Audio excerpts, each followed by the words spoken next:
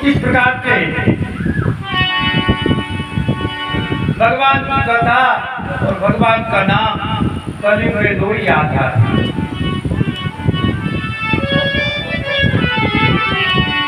गोस्वामी जी कहते हैं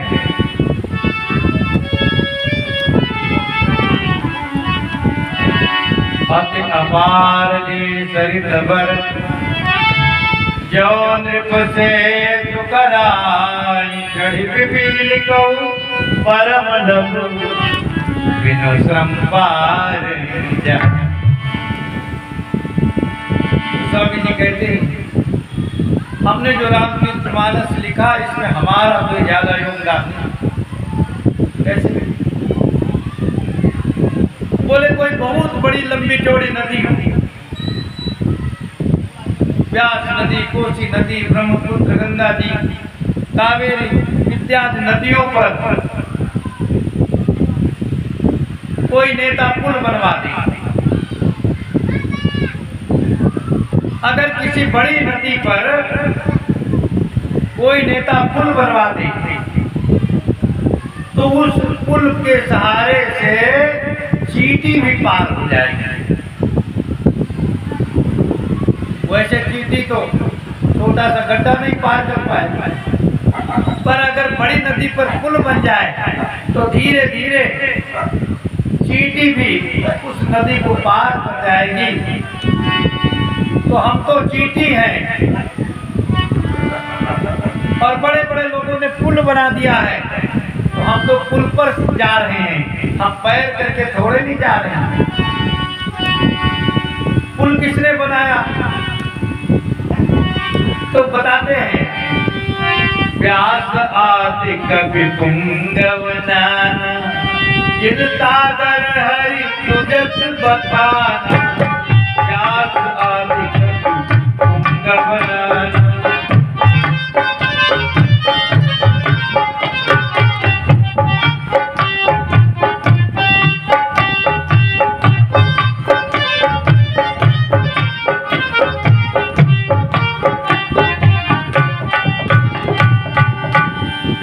आदि कवि पुंगवना। जो व्यास आदि जो अनेक श्रेष्ठ महाकवि हो गए, जिन्होंने बड़े आदर से भगवान के सुयश का बखान किया, वो व्यास और वाल्मीकि जैसे महाकवि भगवान की कथा का पुल बना गए, जिस पुल से हमारी जैसी चींटी भी पार हो जाए।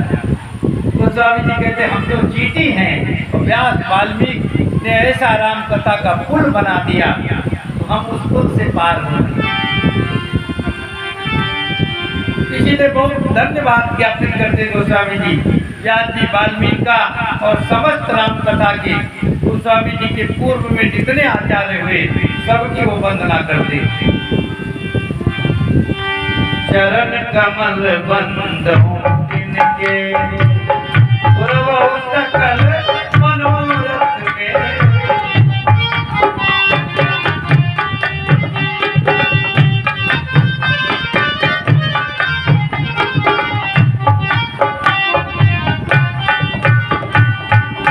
चरण कमल बंदहु इनकी, उन समर्थ राम कथा के कवियों के चरण कमलों की मैं वंदना करता हूँ और उनसे आशीर्वाद की आकांक्षा करता हूँ। पूर्व सकल मनोरथ में, हमारी जो भी मनोभिलाषा है उसको आप पूरा करो। और धन्य है गोस्वामी जी, गोस्वामी जी ने तो हमको और आपको भी प्रणाम किया। गोस्वामी तुलसीदास जी ने हमको आपको भी प्रणाम किया। कैसे? बोले कल के कपिन करहूं परिणाम, इस बरने पति गुण ग्राम। कल के कपिन करहूं परिणाम,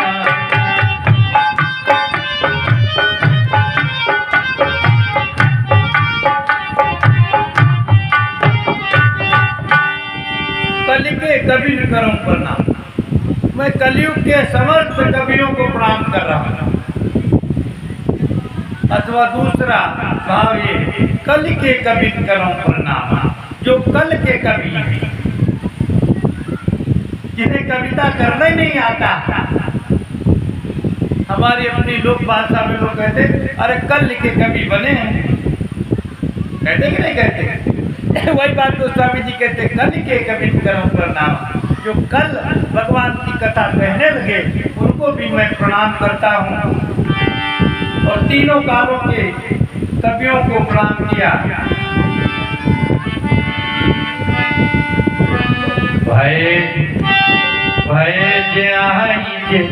वही है आगे कपट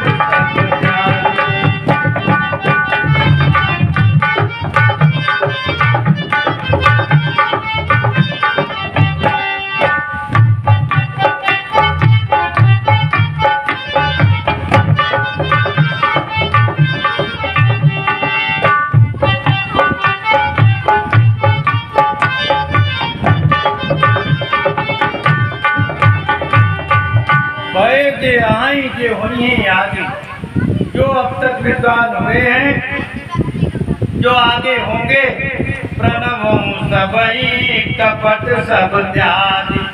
सारा कपट छोड़ करके हम उनकी वंदना करते हैं और आशीर्वाद की कामना करते हैं। ओ प्रसन्न देव वरदान, साधु समाज भनित सन्मान।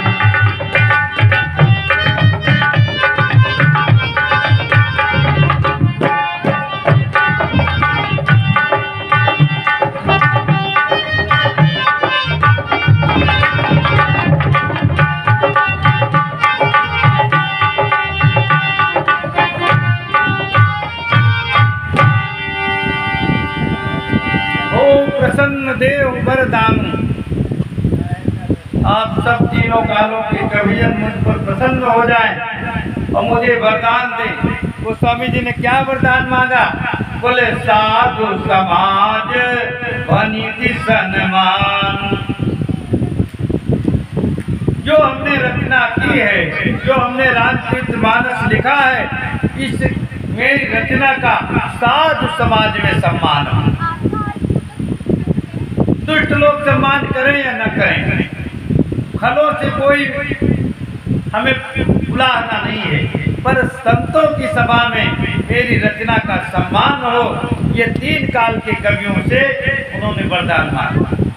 क्यों? उन्होंने कहा अगर सज्जन लोग किसी की बड़ाई नहीं करते तो कितने ही दुष्ट लोग आगे पीछे घूमते होंगे, उनके सम्मान का कोई अर्थ नहीं। रावण के आगे पीछे तो करोड़ों लोग रहते थे, सब रावण की प्रशंसा करते थे, पर वो प्रशंसा अंतकाल में कुछ काम नहीं आई। राम जी तो 3 लोग ही घर से निकल गए और अच्छे स्वभाव के कारण जंगल में उनकी मैत्री हो गई। जंगल में बहुत से मित्र हो गए और रावण के भाई ने ही रावण का साथ छोड़ दिया। ये सज्जनता और दुर्जनता है। दुर्जनता करोगे तो अपने घर गांव में भी अपमानित होगे, और तुम्हारे में सज्जनता होगी तो आप कहीं भी ऑल इंडिया में घुमाओ, कोई खतरा नहीं। इसीलिए जो प्रबंध बुध नहीं आदरे, सो श्रम बात बाल कपि कर।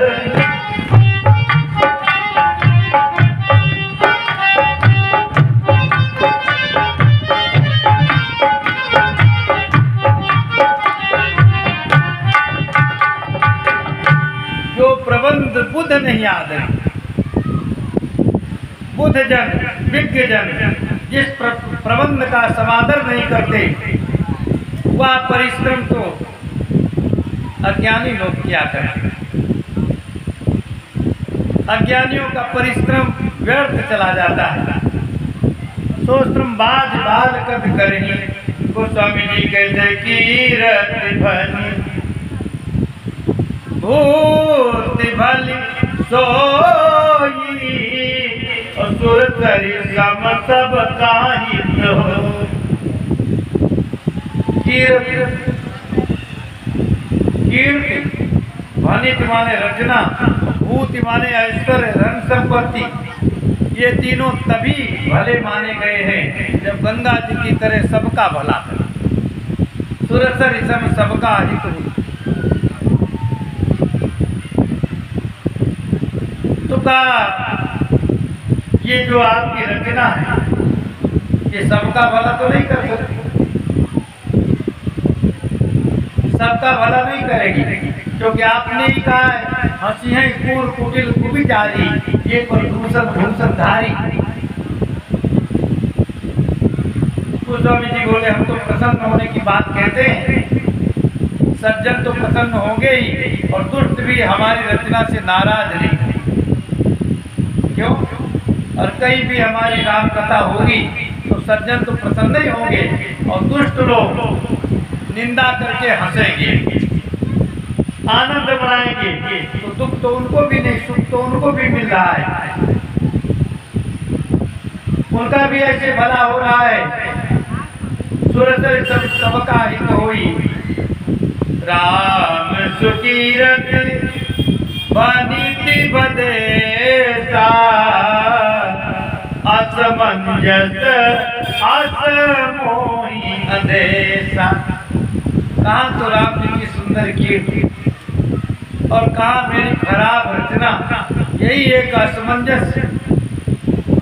लेकिन कोई बात नहीं, तुम्हारी कृपा सुलभ सो मोरे, सियनि सुहावनी टाट पटोरी। क्या गजब की उपमा देती। अरे आप महानुभाव लोग, आप संत लोग हम पर कृपा कर दो तो आपकी कृपा से मेरी रचना सुंदर हो जाएगा। कैसे? बोले सियनि सुहावनी टाट पटोरे।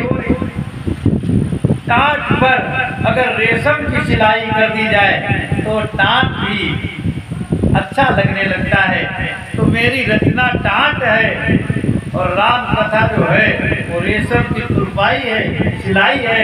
रेशम की सिलाई से टाट जैसे निखर जाता है, ऐसे राम जी का यश गाने से हमारी रचना सुंदर हो जाएगी। और कविता की विशेषता बताई। वास्तव में कविता है क्या?